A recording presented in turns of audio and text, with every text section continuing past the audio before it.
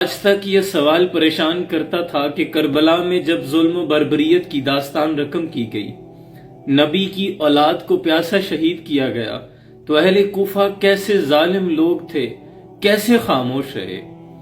آج جب فلسطین کے دل خراش منظر دیکھ رہا ہوں، خود کو آئینے کے سامنے کھڑا کر کے دیکھا تو احساس ہوا کہ وہ بالکل ہماری طرح کے لوگ تھے۔ اگر آپ نے بھی اہل کوفہ دیکھنے ہوں تو خود کو آئینے کے سامنے کھڑا کریں، آپ اہل کوفہ کو دیکھ لیں گے۔ آج ایک ویل چیئر والے بابا جی کی بات یاد آ رہی ہے۔ وہ الفاظ کانوں میں سرگوشی کر رہے ہیں کہ ہائے نگی چادر تان کے سوں گئے، مالک چور پشان کے سوں گئے، لٹن والیاں رج کے لٹیا، جاگن والے جان کے سوں گئے۔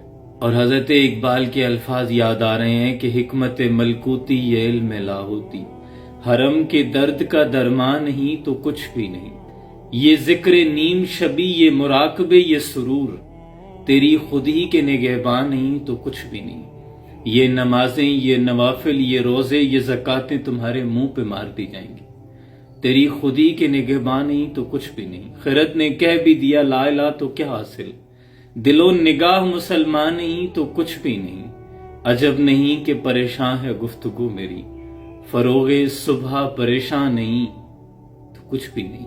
خون حسین کی قسم یہی ہے عرض کربلا،